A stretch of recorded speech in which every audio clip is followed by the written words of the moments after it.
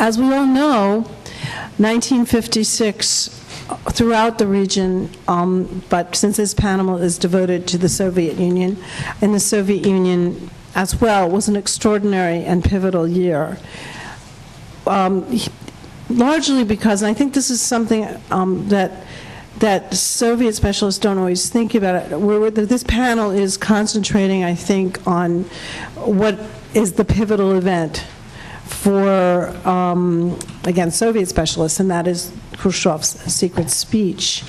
But it is particularly telling, I think, that the two events that are central to this conference, the secret speech and the invasion of Hungary, took place in the same year.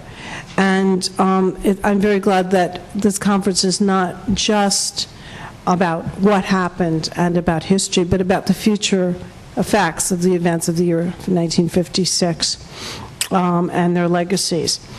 I'm not going to talk at all long, but I have to say that partially because sitting at this table is someone I met through Andrei Sinyavsky and whose life was shaped partially through the Sinyavsky and Daniel trial, and someone else I have a close link with through Sinyavsky on the panel. I want to quote one of the most telling lines on the Khrushchev secret speech, and it's from Andrei Sinyavsky's seminal essay, What is Socialist Realism?, which made its way to the West and was published in 1959.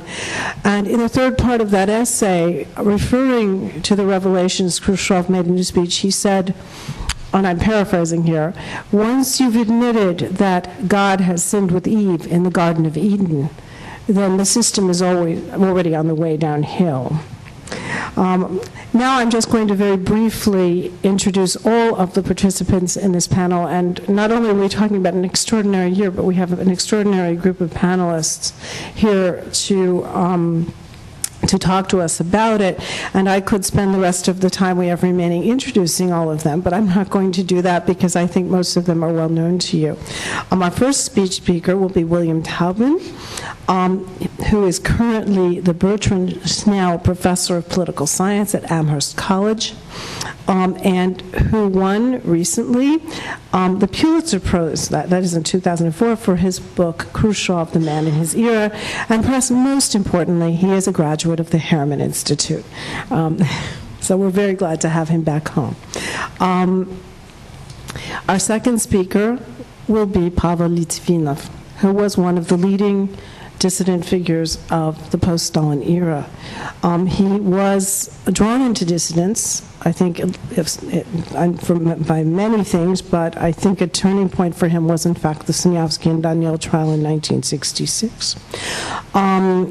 But he is most famous, I believe, for the fact that on August 25th, 1968, Litvinov and six of his friends held a demonstration on Red Square in Moscow to protest yet another Soviet invasion, the Soviet invasion of Czechoslovakia, which had taken place 4 days earlier. For this, he was placed on trial, and he was sentenced to 5 years of exile in Chita, Siberia. After his release in 1973, he managed to emigrate to the West and has lived in Tarrytown, New York, and taught mathematics and physics since then, and we're very glad to have him here today. Because I think for his generation, 1956 as well as 1968 were particularly important.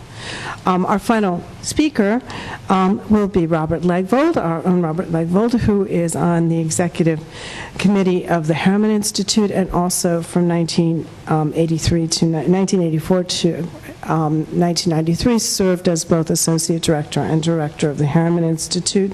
He is the Marshall Schulman Professor of Political Science, and as with our other panelists, I could spend a great deal of time listing all of his publications, but I believe you are probably familiar with many of them. And then we are very privileged to have as our discussant Nina Khrushcheva, who currently teaches international affairs at New School University and has a forthcoming book on Nabokov and has published extremely widely in major U.S. newspapers and in major Russian newspapers on current affairs in Russia. So thank you all, and I invite you to speak in a lively and efficient fashion, I guess I have to ask, because of the way we're on our time limit. We are aiming again to stop at 12:30.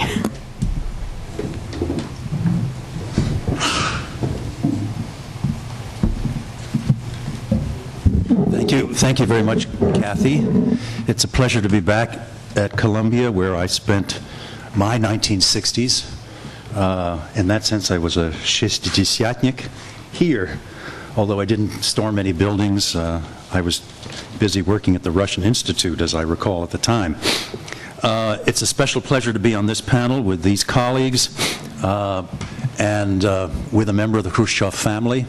I didn't get to speak at Harvard earlier in the week because I had a terrible cold over the weekend, but I felt that they could probably do without me since they had Sergei Khrushchev. And here my cold has cleared enough for me to speak, but Nina will be here. And that reminds me of the days when I was working on my book with the wonderful help of her family, including her and her. I was trying to define her relationship to Sergei. We decided Sergei is her great uncle. Anyway, my subject is the place of the secret speech in Khrushchev's biography. And that may seem, at first glance, like a fairly narrow perspective on a speech which had so many broad implications, both in the Soviet Union and, as we know, in Poland and Hungary and elsewhere. But I think the speech was, in its own way, a very personal as well as a political speech.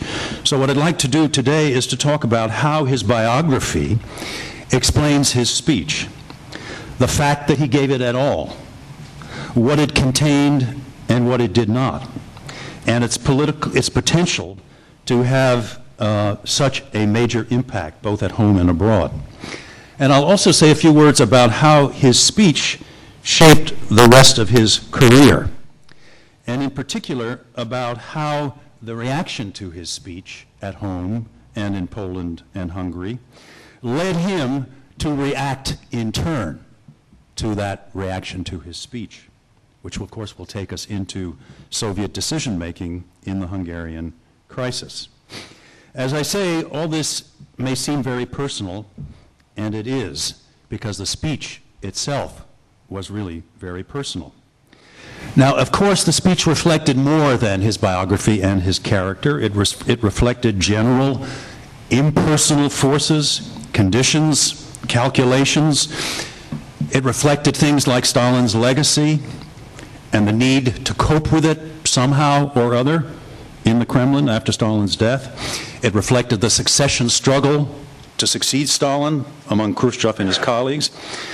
But my conviction is that no one else in the Soviet leadership would have given it.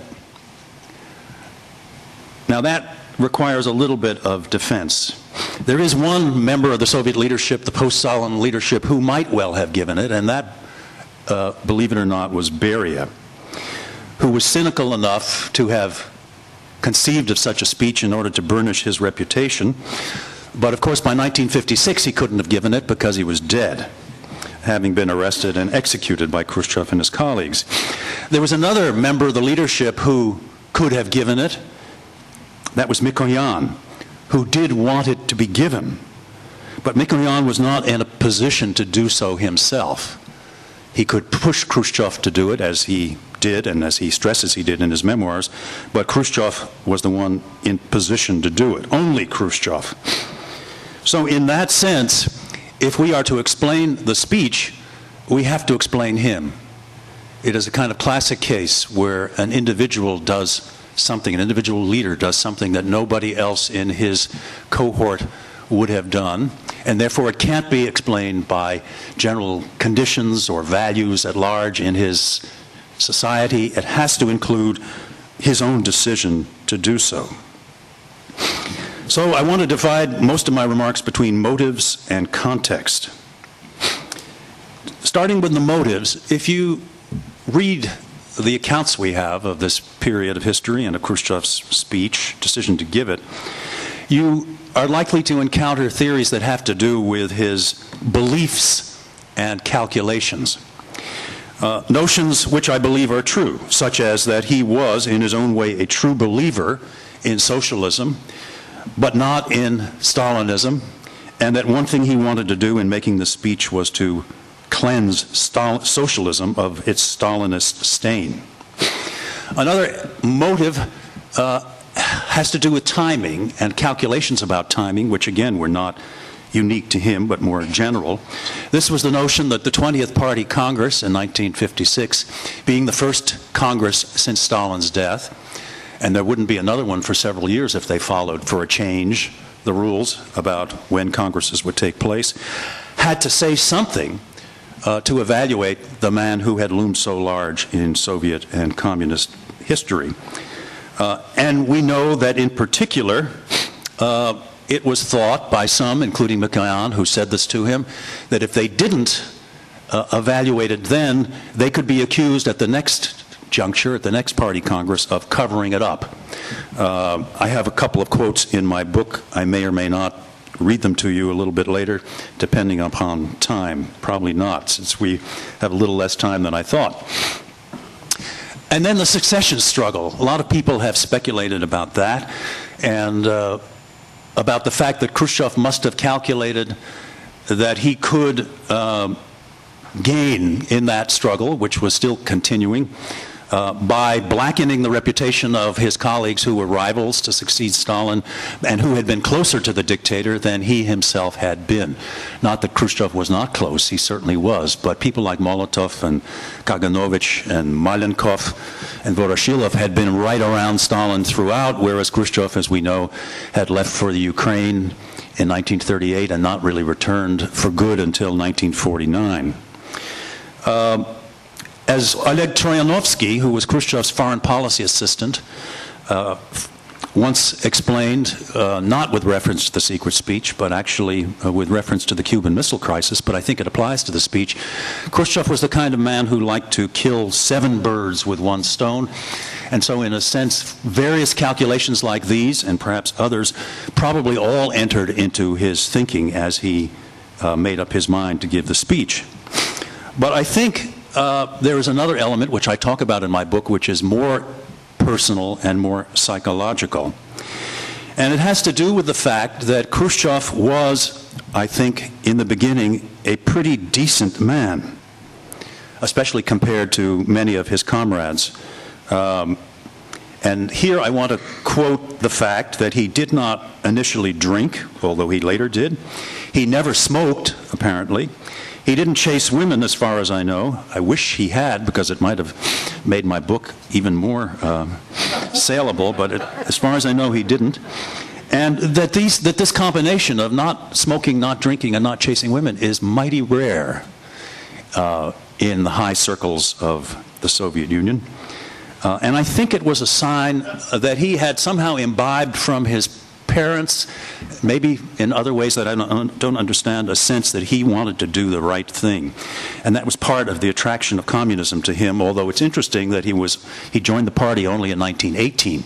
He was not, in that sense, an old Bolshevik. He had other things on his mind, which if I had more time I'd talk about, his ambitions for himself. But at any rate, I put it to you that he was, in that sense, a decent man.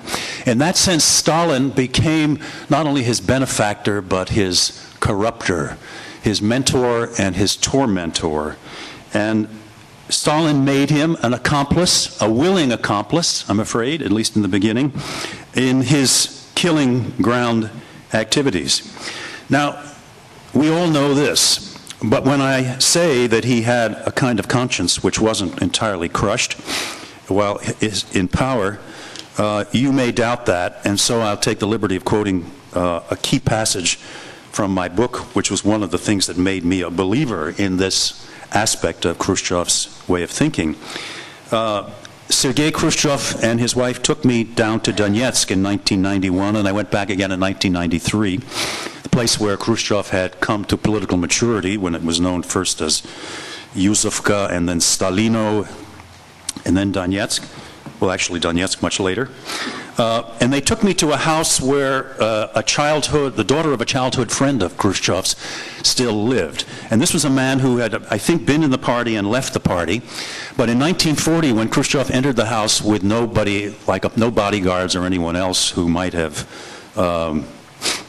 limited his ability to have this kind of conversation, he tried to persuade his friend to come with him to Kiev, where he was now party boss, and get a good job and get his children educated. And his friend said, "No one got you and me educated. They'll do it," that is his kids, "for themselves too. As for me, I'm not leaving my house, and I won't join the party the way it is now. To join that party is to join shit. You've destroyed the real party, the one you joined back then, the one that included Yakir, Tukhachevsky, and Kirov." To which Khrushchev answered, "Don't blame me for all that. I'm not involved in that. When I can, I'll settle with that Mudakshvili in full." For those of you who don't know it, Jugashvili was Stalin's real Georgian name, and Mudak means prick in Russian. "I don't forgive him any of them, not Kirov, not Yakir, not Tukhachevsky, not the simplest worker or peasant." Well, you might wonder even about that story and whether she was prettying it up to make her father and his friend look good, but there are other incidents which I was going to quote, but I won't, from those earlier years, from 1939, 1943. And then there is the evidence from the time Khrushchev was in retirement, which of course comes after all of this, and so if that's all we had, we couldn't say that thoughts like this, the ones he mentioned in retirement, animated him in 1956. But there was this one moment when Mikhail Shatrov, the playwright, asked Khrushchev what he regretted most about his life, and Khrushchev replied, "Most of all, the blood. My arms are up to the elbows in blood. That is the most terrible thing that lies in my soul." Or one other episode from that period when he was called in and read the riot act by the members of the Presidium, one of them in particular, for trying to write and publish his memoirs abroad. And he said, "Throughout my whole political career, I was never the one who was interrogated. I want to die an honest man," etc. Well, if one takes these seriously, as I do, I think you have to add personal guilt and anger to the motives. Not guilt and anger over everything that Stalin did, because Khrushchev remained an admirer of Stalin and is really remarkably artless about admitting so in the very memoirs in which he condemns him. But that was there too. And finally, another personal factor, which I talk about in the book, and I'll only mention here very quickly, and that is this sense that you get from a CIA study of his personality and from comments that his wife made, reported by others, that Khrushchev had a kind of hypomanic personality capable of periods of mania and also periods of depression. None of them so paralyzing, crippling as to prevent him from going about his work, but much of it explaining what he did. And the reason I mention this here is that I think that it is part of a kind of manic mood to decide that you can do great things, you can change the world, you can do things that might seem to others or to you in a different mood as impossible. And I suspect that something like this may have contributed to the decision to make this speech, as I believe it did to the decision to send missiles to Cuba. Anyway, none of this, even if it's true, is enough to explain the secret speech without the context, which I'm going to turn to next, without the circumstances. But I think they are enough to explain a kind of predisposition to do so, or a personal psychological capacity to do it. Now, what about that context? As you know, if you've studied this period, the process of de-Stalinization began before Khrushchev's secret speech. Beria himself, in a flurry of activity in the spring of 1953 after Stalin's death, engaged in what, looking back, looked like remarkably liberal, although of course he was not a liberal, moves, probably calculated to advance his standing. Malenkov too. And then Beria's arrest and the investigation of it and the trial, although it was secret, and the execution, produced a small flood of requests for reconsideration of the purges, for rehabilitation. By 1955, thousands of prisoners had returned home with stories to tell about what had happened.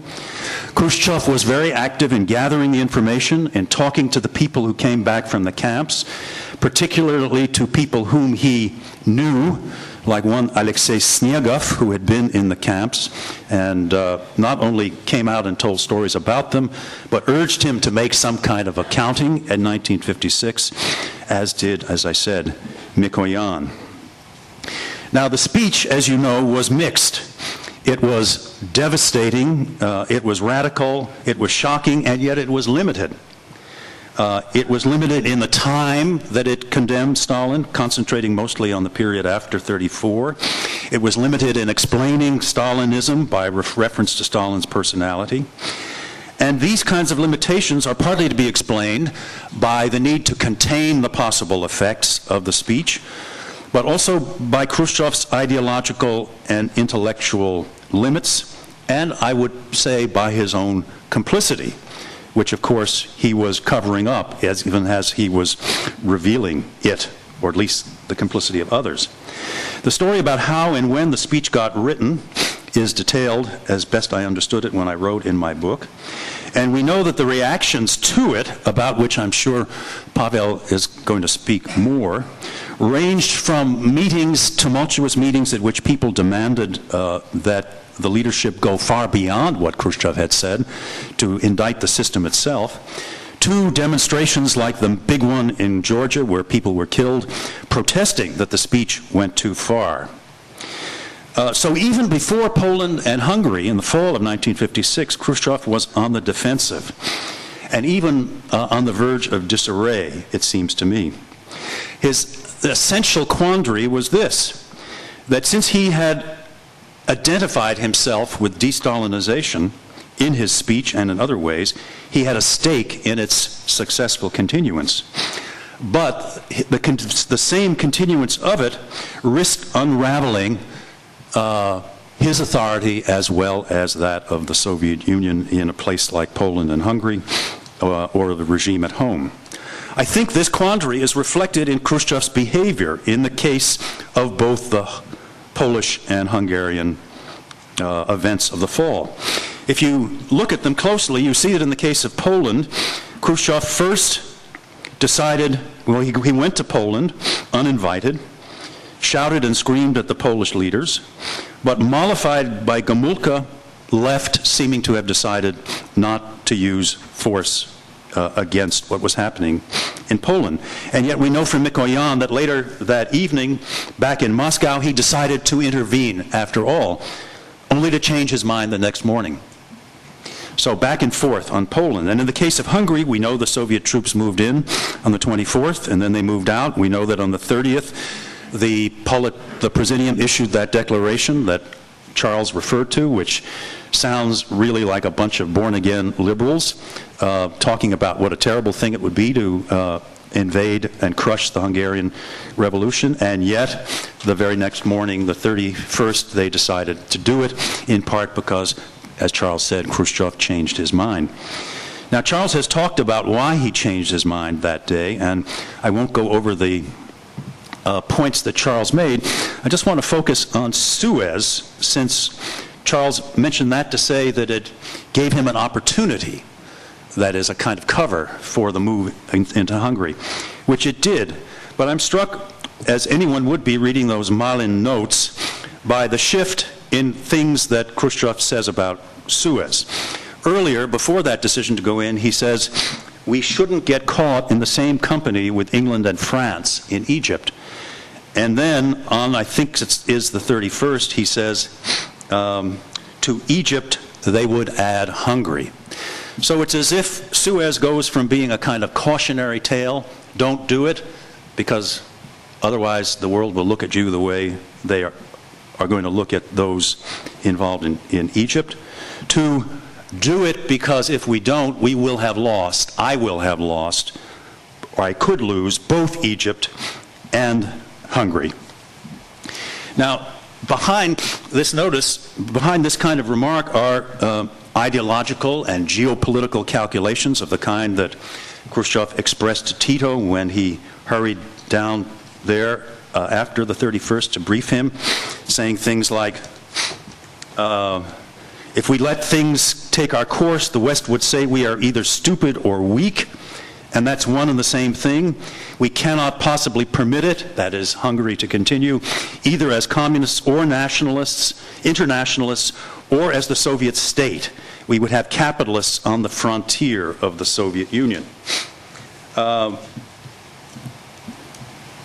it's remarkable looking back that even with ideas like that in mind, ideas which led us for so many years to think that the second intervention in Hungary was inevitable, Khrushchev, as Charles said, almost didn't do it. He, as he told his son later, was unable for a long time to make up his mind. He vacillated. He was confused and even panicky. And I think it's because it was not just geopolitical power and ideological authority that was at stake. It was also his own personal authority and even his own self-esteem. Stalin said, and Khrushchev quotes it many times in his memoirs, that after he died, Stalin died, his successors would find the imperialists wringing their necks like chickens. And what I imagine, and a lot of biography, despite all the facts, amounts to imagination, trying to get inside the head of the person you're trying to figure out. I imagine that that remark came back again to haunt him and contributed to that decision, that if he were to stand by and if Hungary were to turn out to go the wrong way, the imperialists would have wrung his neck like a chicken. All this explains why the secret speech and why the allergic reaction when it produced the unexpected consequences it did at home and abroad. And if you look at Khrushchev's career after 1956, even after he turned out to crush the anti-party group of Molotov, Kaganovich, Malenkov, and the others in 1957, he still continued to oscillate back and forth between de-Stalinization and not re-Stalinization, but at least, partial re-Stalinization, especially in his relations with the intelligentsia. And some of that you have to explain on Stalin's legacy, the conditions around him at home and abroad, but some of it you have to blame on what is going on in Khrushchev's head and in his heart. And that's why I chose to talk about his biography and the role of his secret speech in it. Thank you.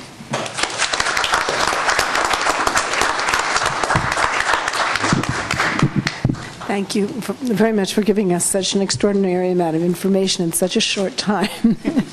And for those of you who haven't read the book, now you have a taste.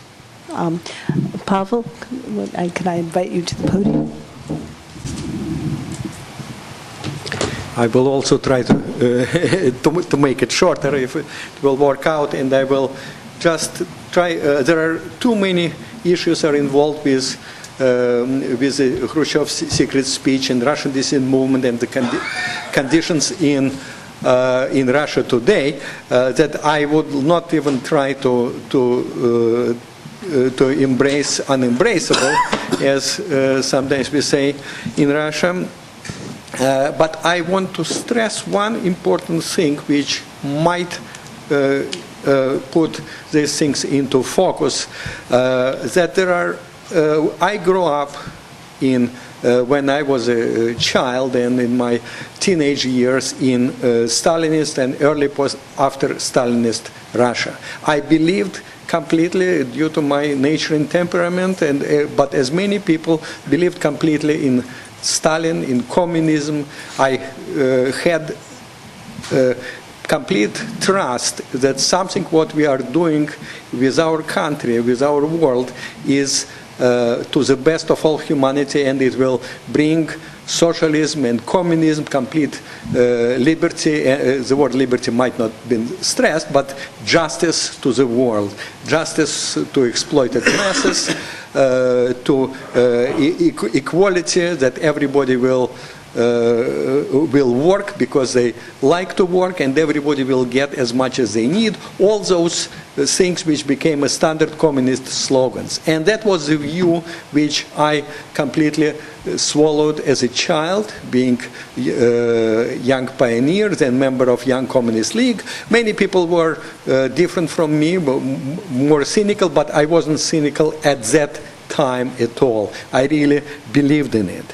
And this view of Soviet socialism as a paradise for workers and peasants was clouded by the fact that we were surrounded by enemies. Those enemies in different periods have different names. They, of course, were capitalists, imperialists, they were Americans, they were CIAs, they were Zionists. In different periods, there were different ones. But that was the view of this bipolar, very simple world, kind of fundamentalist vision with which I grew up and my country lived the same way. Of course, it doesn't mean that everybody believed it all, but that was the view which was official, and those who didn't believe it mostly being silent. Every day I would open a newspaper and would see, "Thank you, Comrade Stalin, for our happy childhood."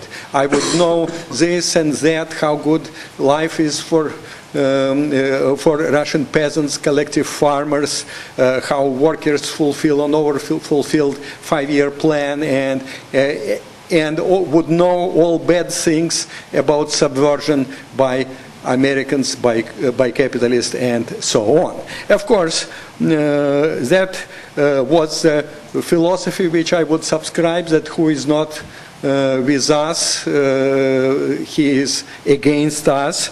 And it was very kind of clear for me, if I would see something bad, I would want to say somebody, how could you do such things? How could you not let somebody older than you to sit in a bus? You live in a Soviet state. I didn't say it very often, but I always wanted to do it. That's how I grew up. That was the vision of number one. But in the same time, of course, gradually, I would learn that there are some other visions. For example, I was going cross-country skiing in a village outside of Moscow, and we stayed in a house, in his bar of a Russian peasant there, collective farmer, and he casually mentioned about somebody, his neighbor, "Oh, you know, this guy is a communist, he will sell his own mother for that." So I heard that thing, and you see, even at that time it was in my mind. It means I lived in the world of certain double thing, which was described probably by genius of Orwell in 1984, the best, the world in which you have to live either this way or that way. And there was, of course, a view which I gradually learned from other people which existed. People who went through labor camps, people who were living in the fringes of the society, people who could trust and talk to their friends, who really hated the Soviet Union, who really hated the communism, who would formulate, as I later would know, that that Communist Party is a criminal gang. I later on, much later, met a man who formulated perfectly that vision of the Soviet Union as absolute hell, as absolute thing of crime, who wouldn't give any credence of the words like socialism. So it all existed in the same time, but of course the domination was of that official line. Those who had that second line, they were really somewhere on the fringes, and until much later I didn't hear about them. And much later on I saw a book by Barry Goldwater. Of course it was not official Soviet publication. Actually it was official Soviet publication. They published the translation of the Goldwater book Why Not Victory and the Conscience of Conservative for inner purposes inside of Communist Party, but it not just a party, but a central committee. And somehow I got a copy of that book. It circulated in a very narrow samizdat, and I found out the beautifully formulated that view of absolutely opposite Soviet Union, the great capitalism, the society which is absolutely perfect, and absolutely hateful communism which threatens with both ideological and military threat to the world. And the idea of that book was, of course, that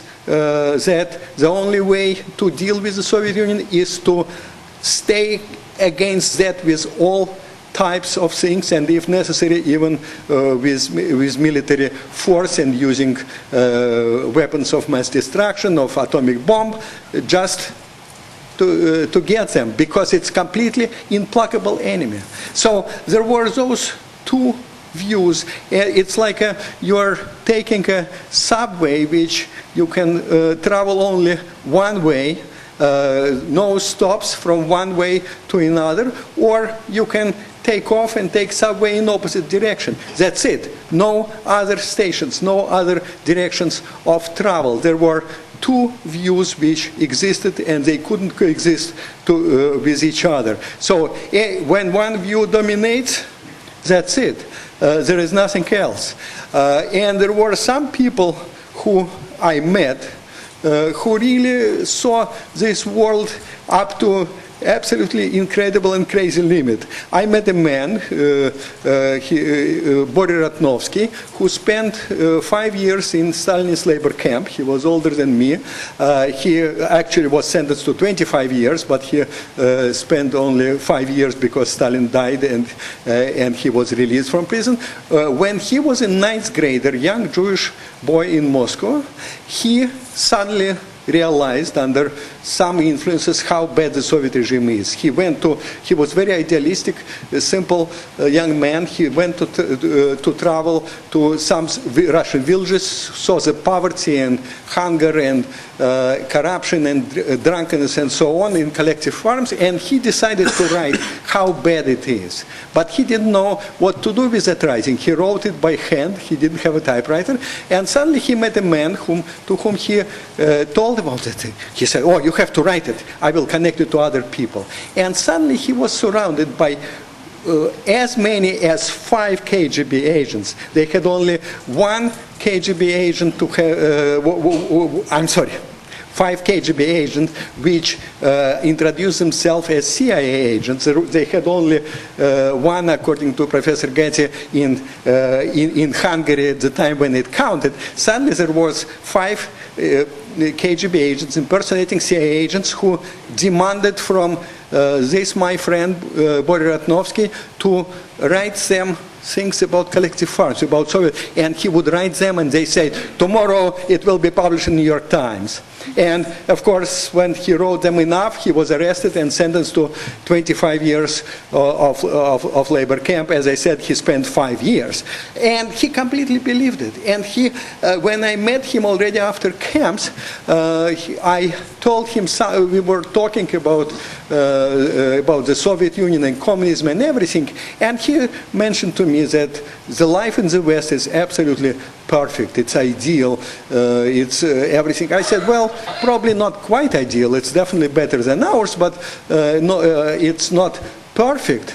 And he almost was ready to punch me for that. When a friend of mine mentioned that that Dutch embassy really didn't accept from him some request to send abroad. He said, and actually, even as my friend, his name was Andrea Malrik, perhaps many of you heard his name, that they actually reported about his request Soviet authorities. My friend, that Boris Ratnovsky, whom I mentioned, said, how could Amalrik write such a thing about, when he mentioned it in his memoirs, that Dutch embassy betrayed him. They couldn't have done it. I said, but according to Andrei, they did it. No, it's impossible. He just was not ready to talk. I'm showing you that kind of fundamentalist attitudes as an example of how you can live in this bipolar world in which there is no shades, there is nothing at all. And in 1956, there was Khrushchev's secret speech. We didn't read that speech until much later. It circulated, as all of you probably know, only read in party meetings, and the copy of that was not permitted outside of the party official who was permitted to read it. But of course, the rumors of that speech and some kind of publication and decision by Central Committee became known.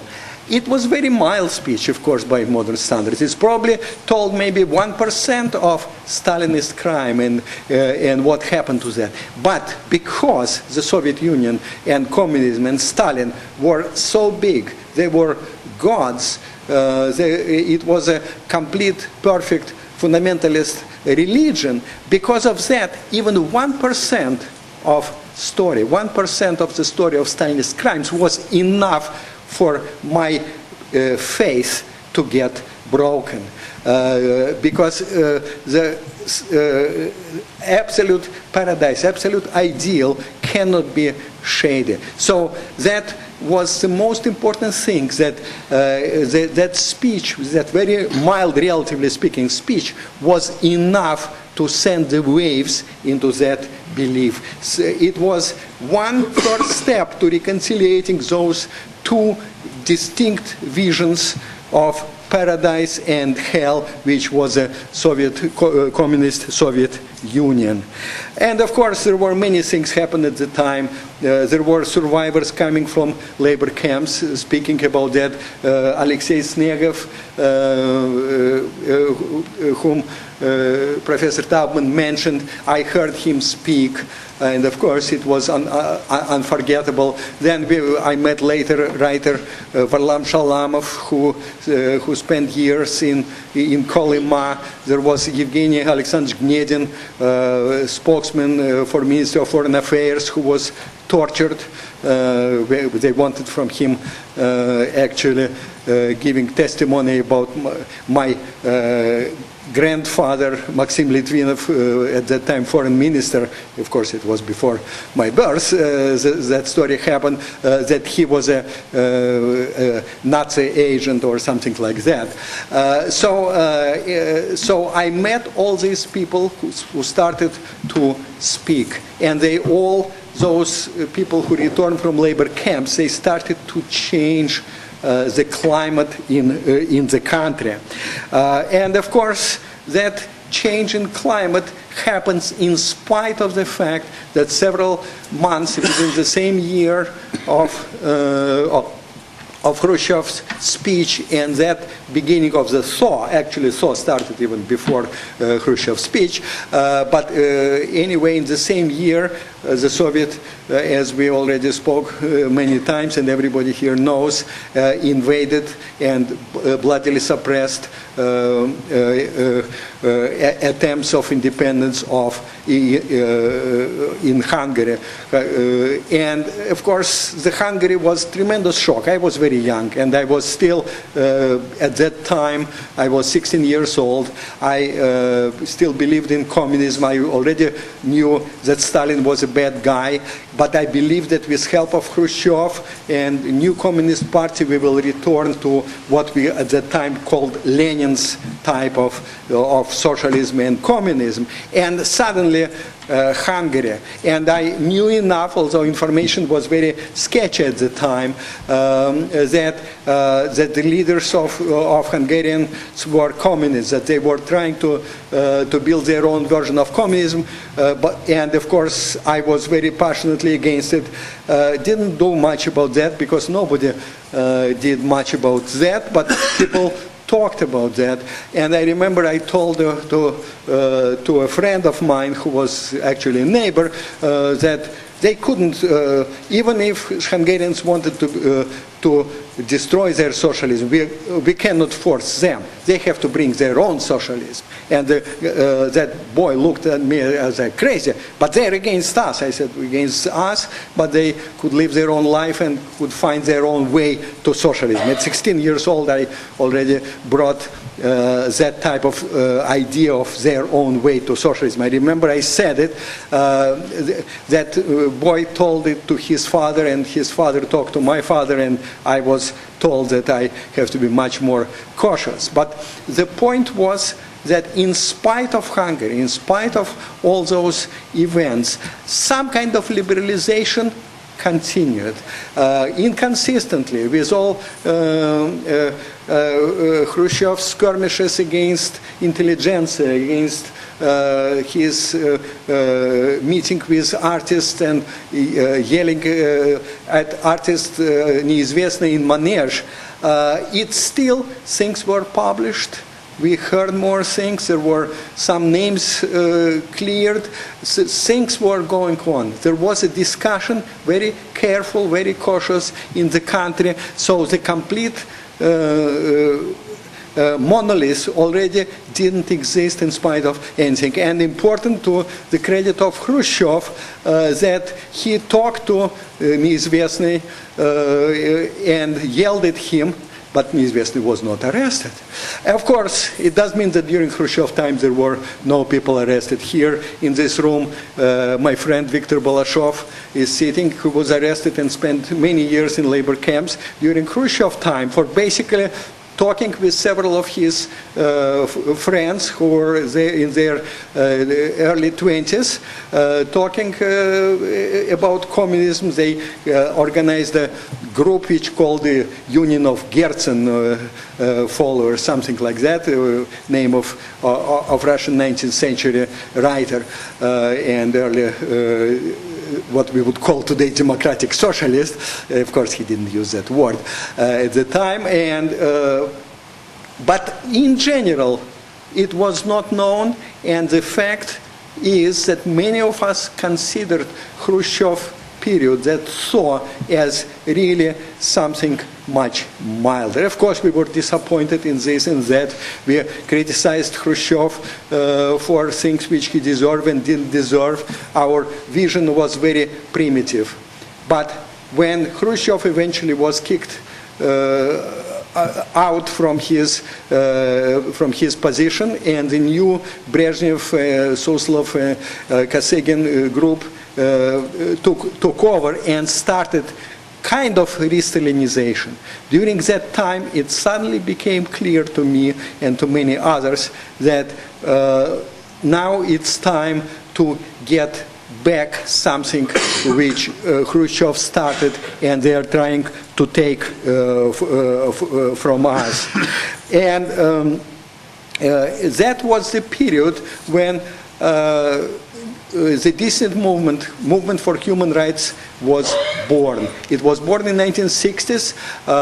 One of the events which triggered that movement, of course there were many, was trial, arrest and then trial of two writers, Sinyavsky and Daniel. Those two writers, as many of you know, wrote books and published them under pseudonym abroad.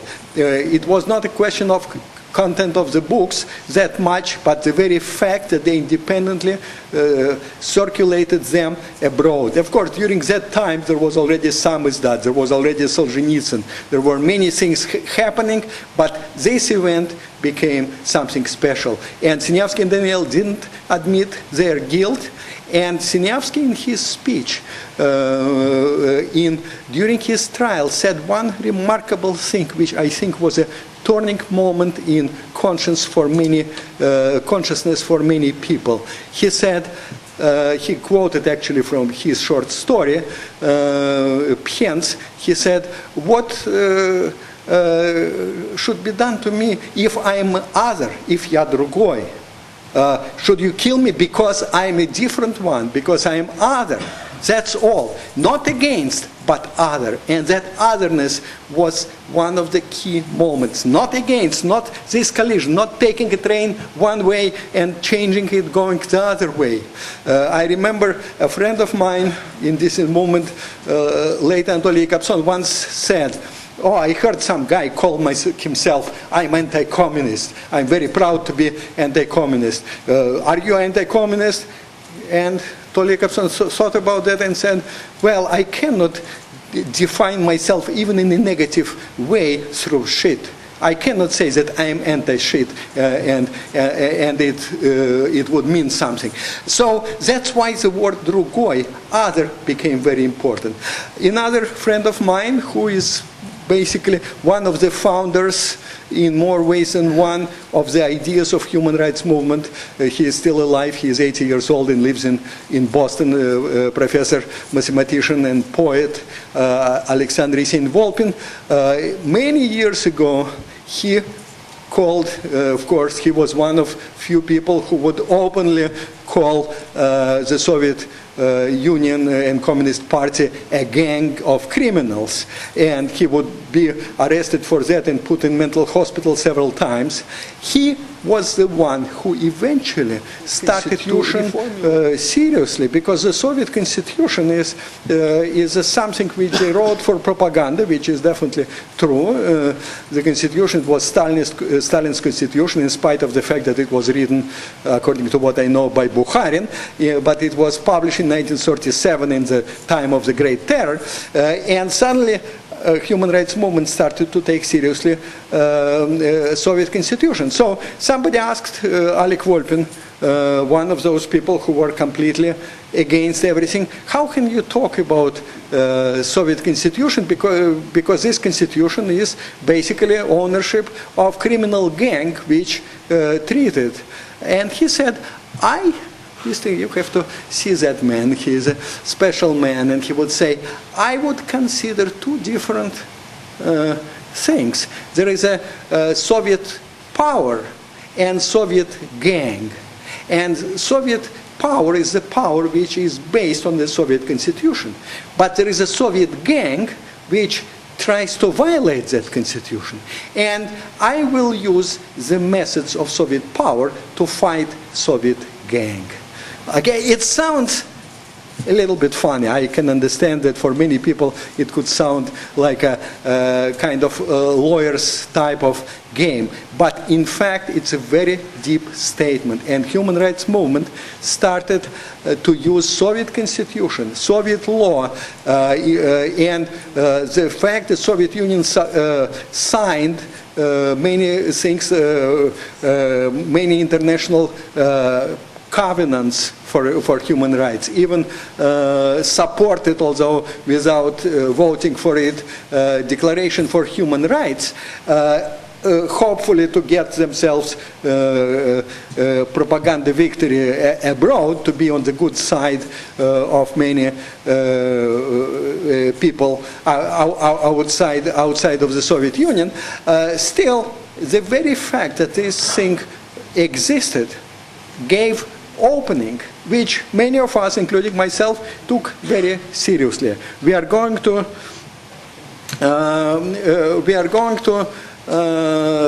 take these ideas and take them seriously. We have to force them to perform according to their own laws, according to their signatures. Of course, we were not naive, and of course we were arrested, we were sent to labor camps, exiles, mental hospitals, but it started a push continuing the movement for human rights. It's interesting that one of our slogans was glasnost. It's interesting that next time after Khrushchev, after many arrests, after many people dying in labor camps, suddenly came another man, another Khrushchev, we could say, named Gorbachev, and the first thing which he used, even before perestroika, he used the word glasnost. And it's not by accident, because the very talk by dissident and human rights activists about this thing, not direct confrontation with communist ideas, but the principles of human rights and respect to individual human being, making it more important than some fundamental ideas, went through, and suddenly there was a man. And it's interesting, I have to shorten what I wanted to say, but that both Khrushchev and Gorbachev, both of them believed in some kind of socialism. They wanted to move the whole country with their ideals, and at different periods, of course, they had different education, and Gorbachev went through different time and different age. They were trying to move their country in the same way. Of course, we know how far it is from that today. And of course, Putin and the leadership today is trying to stop a lot of things like freedom of speech and many other things which happen to there. Important thing is, so far we don't see in Russia growing of new fundamentalism. And because of that, I think there is still hope. I don't think the country can return to new we have a gang of thugs who want to get rich, who want to distribute power and money among themselves, but there is no real that big ideology which tries to put the country back. But of course the country has to get to respect of human rights, and something has to give. But at least this part happened, that we are not on that one-way, two-way train. And people understand today that life is more complex, and they have to adjust to each other. Thank you. Thank you very much.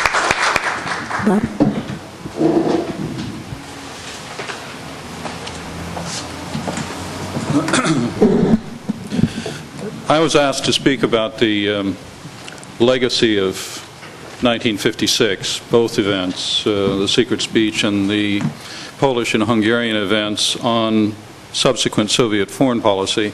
And to do that in 15 minutes, I will be forced to draw us toward abstractions and toward simplification to the point of oversimplification. I apologize after the highly textured and humanizing approach of Bill Taubman to Khrushchev in the speech, and this very compelling personal story that you've heard from Pavel Litvinov.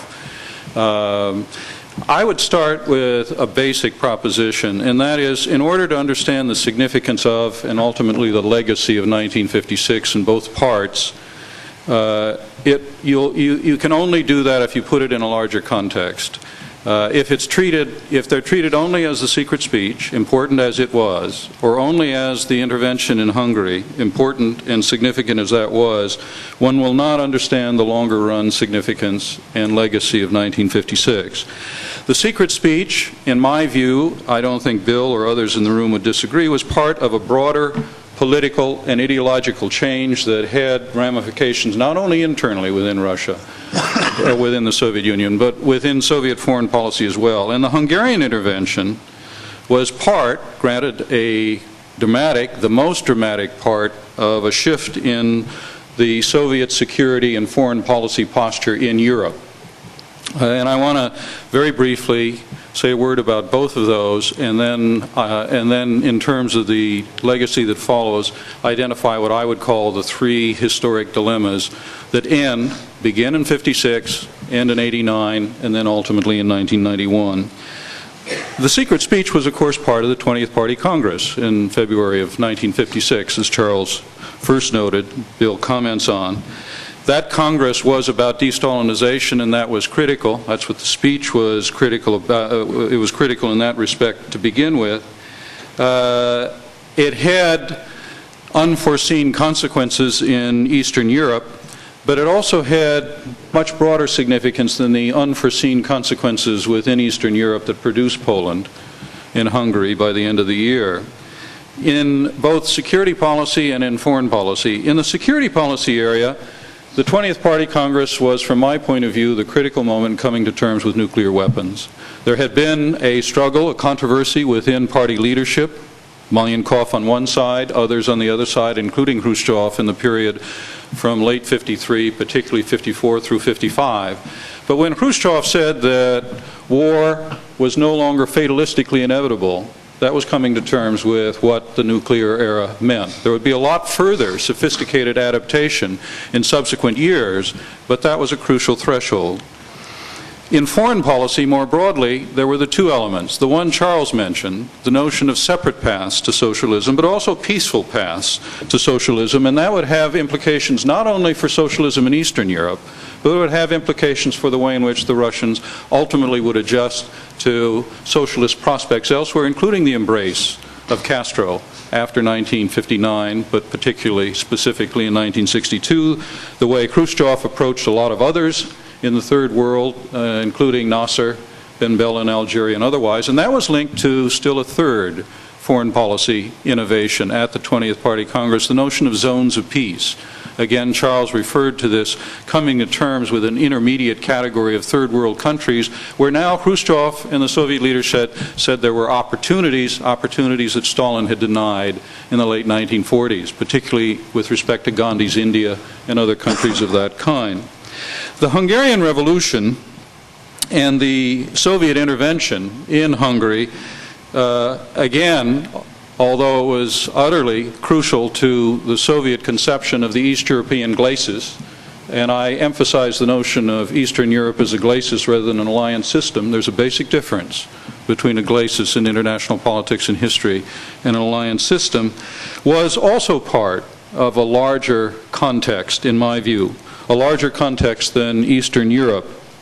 By 1956, Khrushchev and his colleagues in the Presidium had moved to, in my view, a fundamentally different view of the structure of the Cold War, or what the Cold War, how the Cold War should be structured. A Cold War whose structure was, the fulcrum of which was Europe, and central to that fulcrum was, of course, the Soviet stake in Eastern Europe. In 1955, in May of that month, the month that was notable in the middle for the Austrian State Treaty, but in May of 1955 at the beginning you had the implementation of the Paris Agreements that brought NATO about and Germany in NATO. The significant subsequent event is Adenauer's visit to Moscow in September of 1955, at which point Khrushchev and the Soviets extend recognition to, diplomatic recognition to the Federal Republic of Germany. I think a die has been cast. I think what you see at this point is now a resolution of the prior ambivalence from Stalin through the transition in 53 to 55 on the German question at the core of the European issue, and what Europe's structure at the core of the Cold War would be in the longer run. That is, it was going to be a divided Europe whose outer salient was a divided Germany. As Khrushchev would say to French socialists in the year we're talking about, 1956, you keep your Germans and we keep ours. That was very different from the way in which, and their ambivalence, as I said a moment ago, from the March 1952 note from Stalin to the Western powers, through the maneuverings in 1954, including the May 31st note in 1954 when the Soviets suggested an all-European security conference, a different approach to a German settlement, and even the idea that the Soviet Union might join NATO. All of that set aside at this point now, the commitment, I believe, is made to a divided Europe built around a divided Germany. The shift at this structural level, if I may, I think was accompanied by an equally marked shift in the tone and actions of foreign policy. And again, Charles emphasized that this morning. That is, in 1955, the shift to the Geneva spirit. That is what flowed from the Geneva summit in the summer of 1955, when you had the first of the multilateral summitry, before we went to the bilateral summitry of the 1970s, and a gingerly articulated set of steps to begin thinking of ways to unthaw the Cold War. They did not materialize, or at least not fully, but it's clear that Khrushchev, Eisenhower, and the others at this meeting were begin moving in that direction. And then, as said, in May, the middle of May, the Austrian State Treaty. But note, in terms of the first point I made about the structure, the divided Europe built around a divided Germany, the day before that Austrian State Treaty was announced, they announced the formation of the Warsaw Pact. And that had been foreshadowed with the statement in December of 1954, after the Paris Agreement on NATO and German admission to NATO. The question then is whether the conjunction I would use after the first point about divided Europe built around divided Germany should be but now a softer, more generous policy, the Geneva spirit, or whether the conjunction should be and. That is, whether this competed with and was contradicted the structural clarification, as I'm calling it, by 1955 on the European portion, core portion of the Cold War, or whether or not it was a complement to it. And I believe it was a complement. I don't believe it contradicted it. I don't think there was a tension. I think it was a softening of Russian foreign policy in order to facilitate the hardening at the structural level. And therefore, Charles, if you're right, that the opportunity of 1956 would have been, by half measures, to begin moving in a more liberal direction for Eastern Europe, and I don't doubt that's a possibility, it would have been within the context of this structure. That is, a divided Europe with the German question being core to it and a divided Germany at the heart of it. And that brings us to issues that I assume in the course of the conversation, and by the time we get to Bob Jervis's session tomorrow, we want to look at. And that is the issue of what was really historically lost opportunity, what was its shape, and what was essentially a chimera of lost opportunity, or chimera of opportunity. I think if 1956 was a lost opportunity, it was in this limited sense of having to work within the new structural framework that Khrushchev was committing himself to. I think one could have done it, but I think it would have been qualified in this fashion. One other piece of this story about the international context of 1956 is the issue, the stake around the role of the United States in Europe, and in that context, the role of nuclear weapons in Europe. The period 55, 56 into early 57 is critical in terms of the way in which the U.S. and the Soviet Union are interacting over nuclear weapons, not only in the strategic bilateral relationship, but in the role that they will play in Europe itself. And it's during this period of time that the West, because it has failed to meet the targets that it had set in the early 50s, the Lisbon targets of 1952 on the conventional score, couldn't balance the Soviet Union with NATO, took what I call the nuclear shortcut, and began thinking about ways in which you could deal with the conventional imbalance in Europe and the secondary element of Europe as nuclear hostage when the Soviet Union couldn't yet reach the United States by putting nuclear weapons in Europe. For the Soviets, that evoked the danger or the risk of the European finger on the nuclear trigger. And we know now from the new history that that in fact is something that President Eisenhower favored. It's true that when the decision was finally taken in May of 1957 at the NATO Council, the Americans retained control over nuclear weapons. But the dynamic in 1956 would have been different. I won't go further into that detail. The more complex and ramified context that I'm therefore the context that I'm describing for both the secret speech and the Hungarian events, I think make their significance in history more substantial than they would otherwise be. De-Stalinization, apart from its immediate impact, and its immediate impact was to contribute both to the destabilization of Eastern Europe and to the acceleration, precipitation of the Sino-Soviet conflict, would henceforth reverberate throughout Soviet domestic politics, forever on, I believe. The reverberation would be cross-cutting, it would be tortured, but it was created by a permanent tension in the Soviet system, in the Soviet reality, in the Soviet story, a permanent tension between periods of partial liberalization, beginning with Khrushchev, and we would see it later, and the soon encountered limits to that liberalization. The limits were set then and ever after until the Gorbachev period, were set by ideologically and eventually physically sclerotic leadership, and by the risks the system dared not run. That was its story from then until the end. And as a result, the secret speech and de-Stalinization, in my view, brought to the fore a dilemma that would accompany the Soviet Union to its grave. It's the first of the three fundamental dilemmas, and I'll go over them in 5 minutes. The Stalinist political and economic order could not carry the Soviet Union to the next stage of modernization. Either economically, where intensive growth was now more important than extensive growth, or politically, where publics needed to be mobilized by incentives rather than by coercion. Nor would the partial reform that was involved in the 20th Party Congress, de-Stalinization, including the abandonment of terror, bring the Soviet Union to the next stage of modernization in a way in which the Soviet Union would be competitive with the West. But on the other hand, not until Gorbachev was the system or the society in a position, nor did it have the capacity to reform fundamentally. And by the time Gorbachev arrived, it was too late. This, I recognize, begs a larger historical question, the question that's implicit in the counter-argument that Martin Melia made in the Z article in Daedalus, and that is whether, in any circumstances, the Soviet Union and the Soviet system could have been saved by reform. But if one assumes that there is a potentially positive answer to that unanswerable question, the problem was the dilemma I just described. The events in Eastern Europe in 1956, I think, were at the center of another dilemma that would henceforth haunt Russian or Soviet foreign policy. The second dilemma centered on Eastern Europe.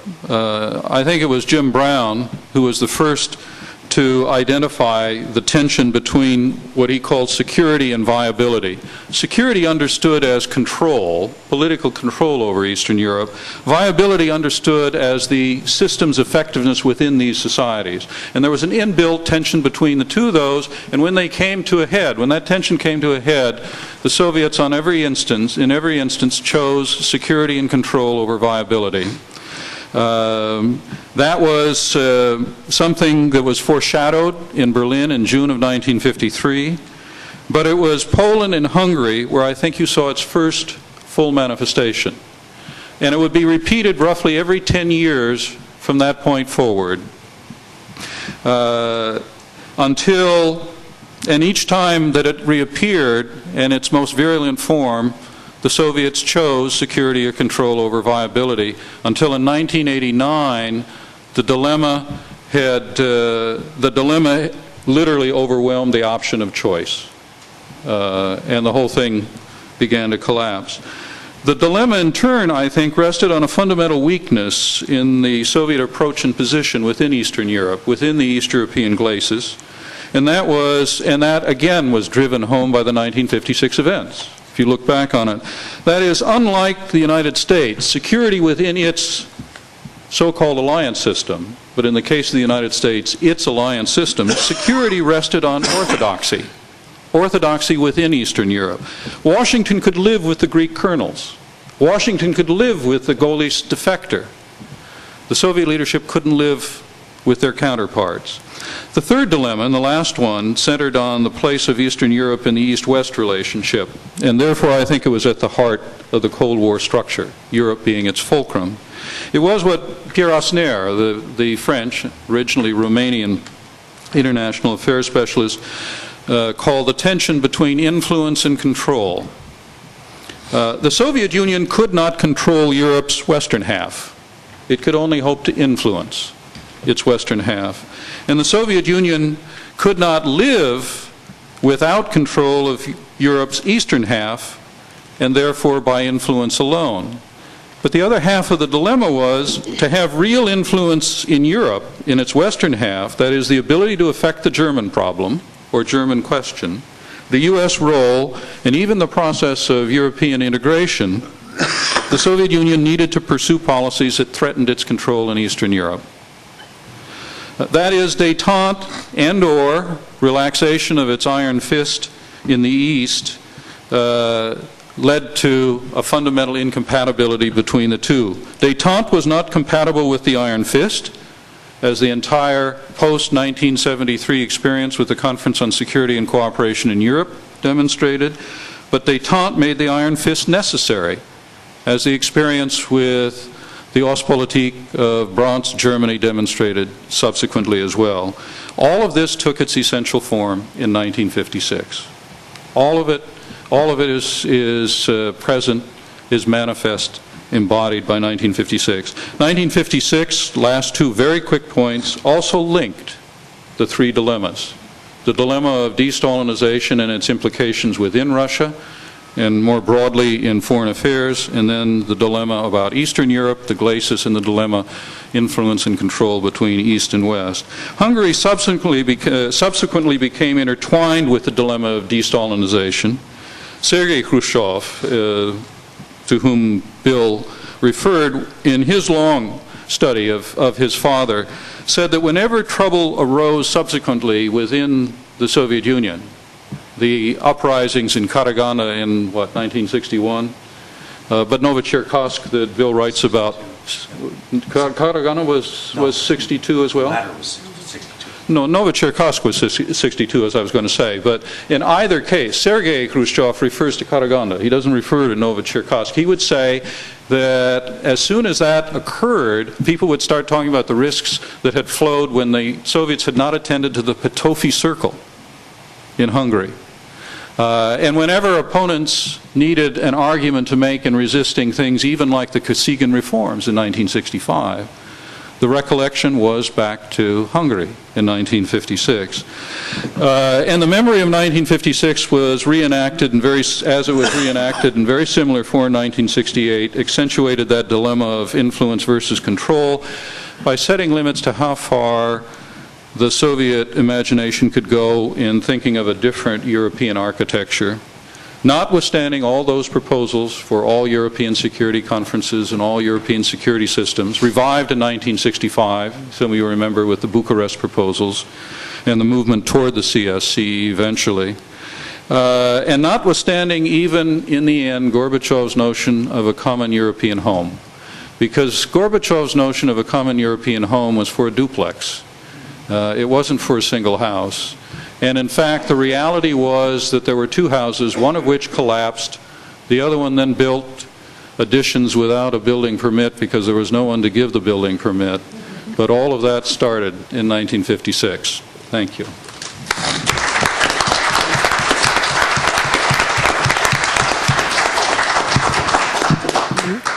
Nina will now serve as our commentator. Thank you very much. These presentations were exhaustive. I don't know if I have anything to say, so I'll try my best, and I'll try to be brief. If that's okay, I'll start with Robert Legvold, just because he really covered the duplex and the triplex and whatever, the whole universe, for that matter. So I just want to bring one of his comments to your attention and talk about a little bit about personal and official in whatever Nikita Khrushchev ever tried to do.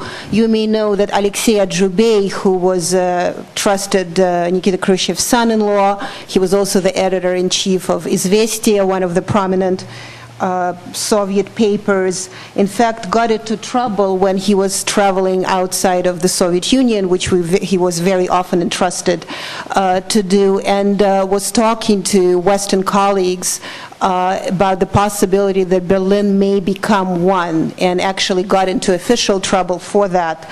So I just wanted, this is a little comment to the new liberal divisions on Eastern Europe and the Warsaw Pact, and possibility of divided Berlin, but in a more liberal terms, probably on the official level, but certainly at home there was a conversation that eventually Berlin could be united, and the Cold War could have, if that happened, although I don't believe it could have, but if it did, the Cold War yet again would have taken an entirely different shape. Then I would like to move to Pavel Litvinov's comments that I really appreciated a tremendous amount, because he did put in a very beautiful way all the very important landmarks that the Soviet Union has experienced, still experiencing since 1956. There is one just thing that he mentioned that was particularly important, that double thinking was a state of the Soviet mind, in fact, the state of the Russian mind throughout its history. And I just wanted to say a few words about that, because originally all the secret speech was secret, because Khrushchev and Mikoyan and anybody who was behind the speech didn't think that they should advertise it in advance, because they weren't sure that they would be able then to deliver it, or Khrushchev wouldn't be able to deliver it. But actually Khrushchev didn't mean to keep it secret. In fact, it was sent around to the communist parties around Europe, and was distributed, as Pavel Litvinov mentioned, in the communist meetings of the Communist Party locally. In fact, Nina Petrovna Khrushcheva, Kukharchuk, Nikita Khrushchev's wife, didn't know about the speech, and she, a few days later, only heard at her local party meeting the speech was discussed. So that's how she found out that, in fact, there was a really crucial thing going on right there, and she was completely unaware of it. So Khrushchev didn't mean to keep it secret, but this whole concept of double think is very important here, because when it was thrown like a bomb, neither he nor Mikoyan nor all his trusted advisors knew what to do with it, and somehow the country almost got to a standstill in a sense, because it was anxiety all of a sudden, something that Pavel Litvinov was describing, that we believed in Stalin and it was all wonderful, and all of a sudden this bomb was thrown, and nobody ever knew how to deal with the whole thing. And the further no explanation was offered to the country, the more double thinking would become, the more it would become more persuasive, and ultimately brought the party and the whole country to a crisis, because what really happened and was happening by the early 60s is either the country had to admit that the socialist ideals and the communist system was a despotic dictatorship, or they really have to continue living in this sort of insidious universe when you think one, speak another, and do entirely something else. And since when Khrushchev was ousted, they opted for the latter, and ultimately that brought the Soviet Union to a complete collapse. Then, so in a sense, what Pavel Litvinov was describing, the fact that Khrushchev took faith away, which is probably the worst and the greatest thing that could happen to the despotic state of Russia. I mean, we're still dealing with its consequences, but as, you know, I know it's a cheap trick, but I still have to use it. You know, the Russian double eagle coat of arms, and I mean, in a sense, whatever good in Russia is always the same at the same time is really horrible. So in a sense, that speech is the greatest and the worst at the same time. My most comments are obviously to Bill Taubman. Usually when you invite Bill Taubman, you should never invite members of the Khrushchev family, because they always have things to disagree with him on. So if that's okay, do I have a little bit of time to disagree with Bill Taubman? Sure. Okay. And I think his book is brilliant. I actually really do. I'm a great fan of his, and the book, and the way he represents Khrushchev. But there, of course, there are problems, obviously, would be. First is the personal reasons for the secret speech. You may know that today these reasons are described in even more personal terms, because it's no longer the succession struggle or internal reasons or personal guilt or whatnot. It's now the reasons are defined as Khrushchev's son, Leonid Khrushchev, who died in the Second World War. Apparently, and this is to Pavel Litvinov's comments, I mean, the KGB or secret police loves to accuse people of being Nazi spies. So he's accused of being a Nazi spy and Nazi server, and therefore when Khrushchev was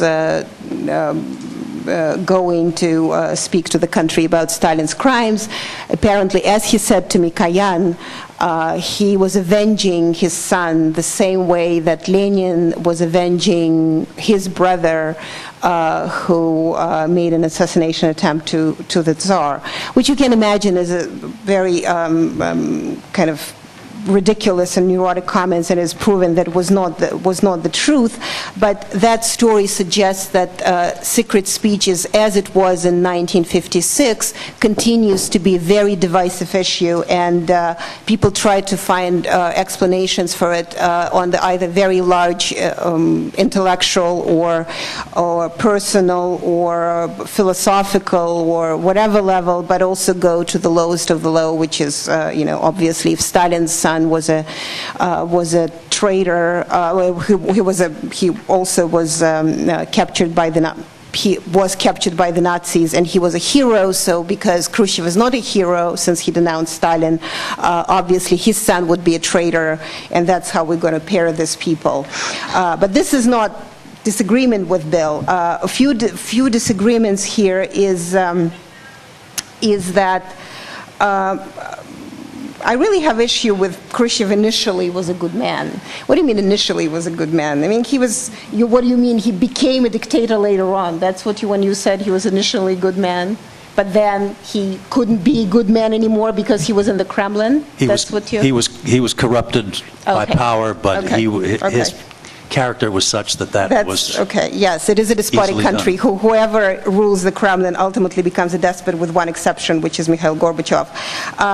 On the drinking, I don't know where it comes from. Khrushchev was not drinking, and later he was not drinking, had a double glass. But we've been fighting over this forever. It's a very little thing, but nonetheless, when Khrushchev was presented as bad as Boris Yeltsin was presented, we really take issue with that. Another thing that I wanted to say here,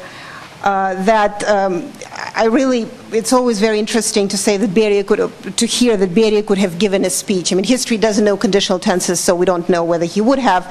Although I have to say that to everybody, and Bill Taubman too, that Vyacheslav Molotov, as you know, Stalin's very trusted comrade in arms, also argues that Beria, he didn't say that Beria could have given a speech, but he calls Khrushchev a very bourgeois man, and a man who basically in Stalin world believed in a strong hand. When Khrushchev came in, there was all this bourgeois decay that came in too, because they call it humanitarianism or humanism, but it's all bourgeois capitalist influence. And later on he goes on to say that in fact Beria, if we think that Khrushchev was bourgeois, Beria was completely bourgeois rotten. So if we disagree, the Stalinist Beria, if we disagree with whatever Khrushchev did, Beria could have gone all the way. So I think it's interesting that Molotov would argue that in fact it's a very bad thing because it's all a bourgeois influence.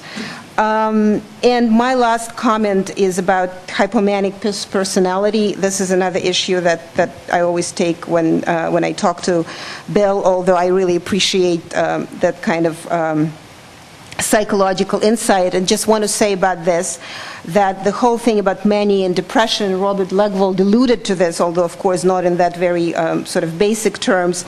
Russia, once again, sorry, this is really important. Whatever coat of arms of the country is, it's a very important symbol of what the country is. Russia does balance between revolution and reforms. Russia does have a manic personality because it does go from mania to depression to crisis and whatnot.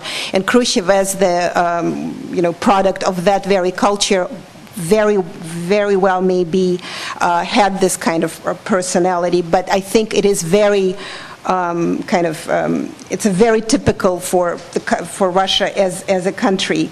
And one last comment, the thing about this whole despotic nature of Russia and the way it deals with revolution and reform, liberalization or oppression all the time, is that very often, and we can still see it today, that in Russia the crisis is created, but then the leader doesn't know what to do with the crisis because it does have some sort of a revolutionary mentality. You think that you do a revolution and then it kind of all falls into places. It never does. Then you have to develop further, and you have to have a plan and a strategy to where you want to go with it. And one of the problems that Russia never does, it sort of has technical issues, tactical issues, but never has enough strategy to know where it's going. And this is one of the problems. It was the problem of the 20th Party Congress 1956, and the problem with 1991, and then consequent capitalization and democratization of Russia. We ultimately never know exactly where we're going to go, and that's why we settled back into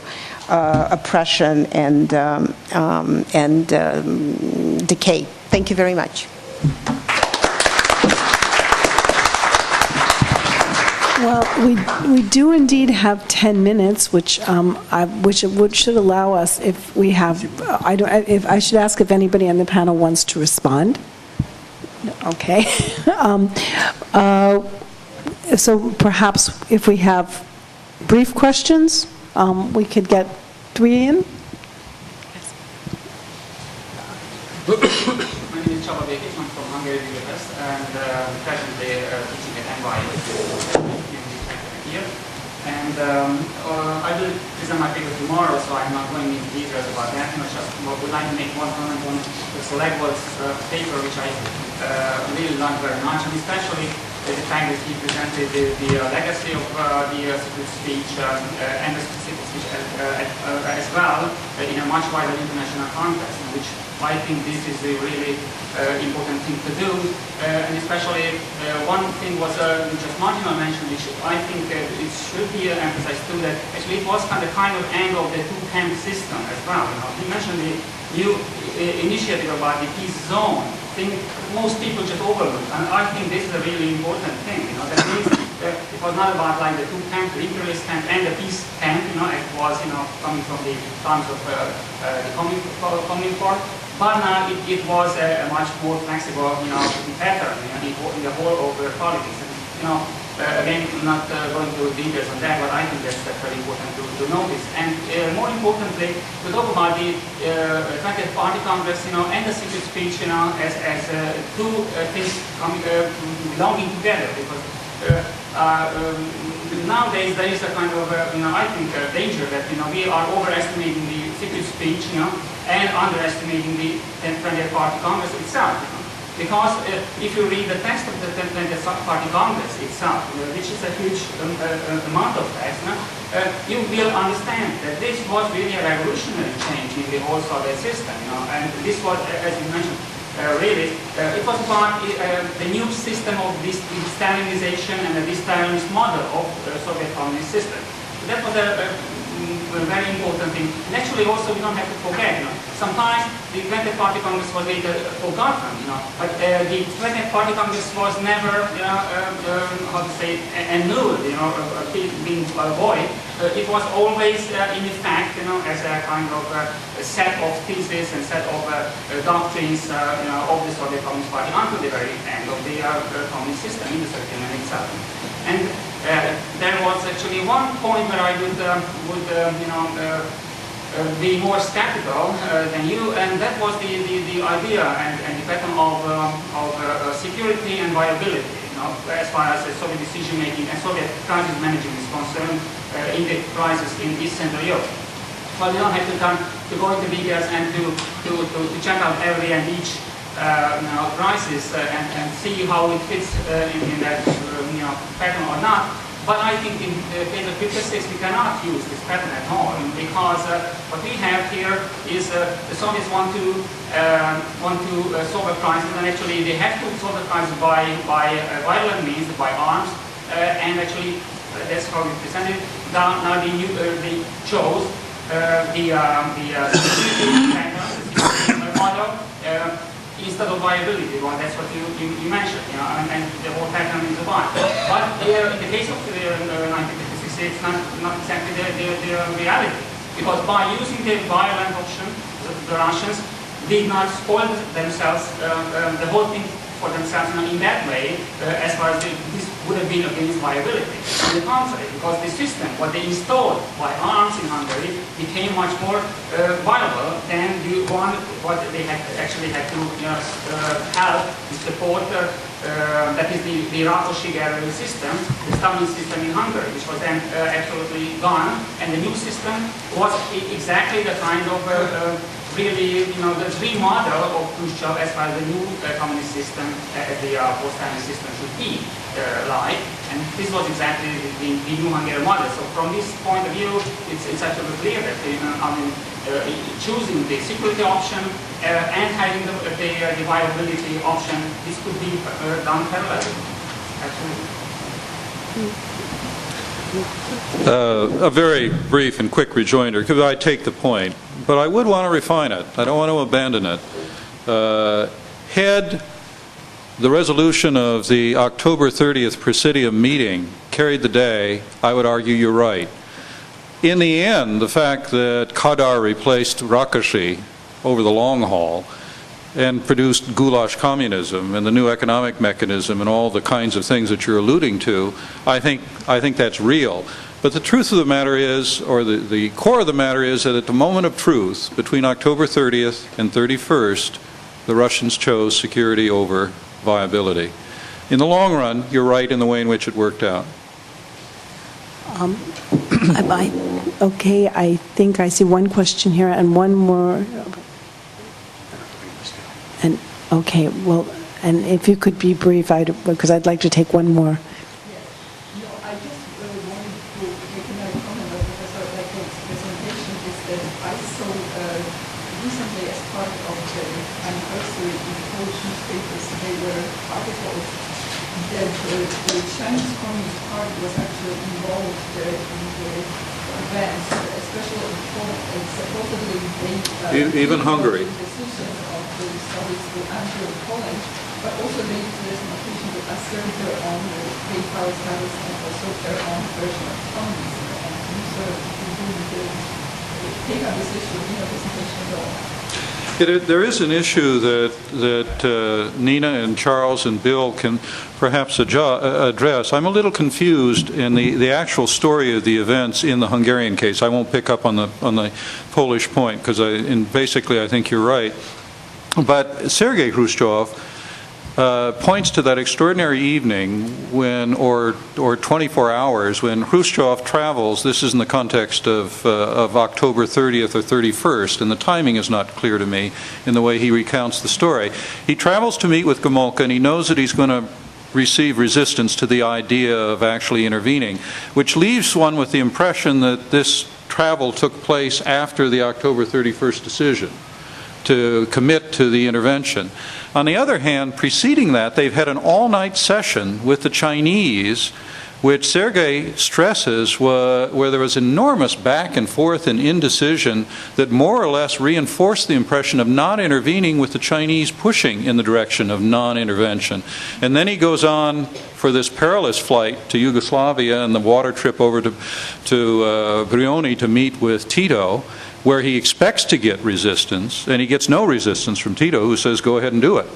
But the timing of those events and the Chinese role in it, that all-night session, is not clear to me. I don't know whether you people can clear that up. The all-night session, after that, they went to rest, and then they flew directly to Bucharest and then Yugoslavia. They spent the night at Bucharest. Then they flew. The next day, it was very, very... But when did between the October 30th Presidium and the unanimous decision not to intervene, and the next day where it's reversed, 180 degrees, when did the Chinese all-night session take place? There wasn't one. There wasn't one. So Sergei Khrushchev is wrong? No, but they initially had arranged to have a session with the Chinese. There's a speech by Khrushchev explaining this that I was just able to obtain, and that he gave on the 4th of November.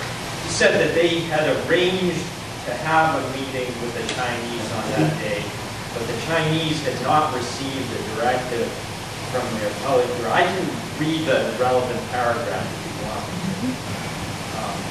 aloud. But in any event, the Chinese hadn't received a directive from their Politburo, so precisely as Khrushchev describes it in his memoirs, they instead met with them at the airport when the Chinese were about to depart. And by that point, the decision had already been made to intervene. In fact, Zhukov had already transmitted the orders to the Soviet Union. But Mark, why then does Sergei Khrushchev portray it as this enormous ambivalence and back and forth? Well, Sergei might be mixed up about that, but his general point is correct, that initially the Chinese were arguing against intervention. They were saying that, Iran would be able to gain control of the situation, etc. That's why the Chinese came to Moscow, was that they wanted to press these questions on what they saw as inequalities in relations between the Soviet Union and the other socialist countries. They weren't coming there to press for intervention. But the irony is that the Chinese took one position and Tito took the opposite position on this issue. Yeah, no, and as you correctly pointed out, when they went to Brioni to meet with Tito, they expected him to resist him. Far from it, he was strongly supportive of him. Charles had his hand up there. Okay. Can't see it. The bottom line, and perhaps tomorrow morning session could deal with this. I think the basic answer is that the Chinese supported the Soviets when they decided not to intervene. And then the next day, when the Soviets decided to intervene, they supported that as well. I don't believe that they made a critical difference one way or the other. We're really out of time, and I would ask that other questioners, is it very brief? Do you have a very brief comment? Okay, if it's very brief. JFK was the first American president visiting Soviet Union. At that time, followed by President Nixon's visit. At that time, I think START 1 was discussed, strategic arms reduction treaty 1. Later, President Reagan with Gorbachev started for START 2. Would you, anyone, clarify the chronological sequence and where the START 2 is standing now? I didn't quite get that. I gather the question is about the sequence that led us into bilateral strategic arms control talks between the U.S. and the Soviet Union. The significant start of that, I mean, if you set aside Averell Harriman and the test ban treaty after the Cuban Missile Crisis in 1963, goes back to the period when Kosygin comes to the United States during the Johnson administration after the Middle East War, meets in Glassboro. They begin moving then toward the initial SALT negotiations, which will be embraced by the Nixon administration when it comes in. That begins in 1969, goes through the episodes, many of them difficult, through SALT II, which is the Carter administration, off track in 77, back on track in 79, derailed by Afghanistan and the opposition committee on present danger and all the rest of it, and you don't get to the START negotiations, which is to set aside the SALT agreement. SALT 1 has been ratified, so that's in force, but SALT 2 gets set aside, and the Reagan administration takes a different approach to the START agreement, which is finally signed by Gorbachev at the end of the Soviet Union. Thank you all, and for the first morning of the conference, I think, has been a wonderful success, and now it's time for a break, and we'll see you back in the afternoon.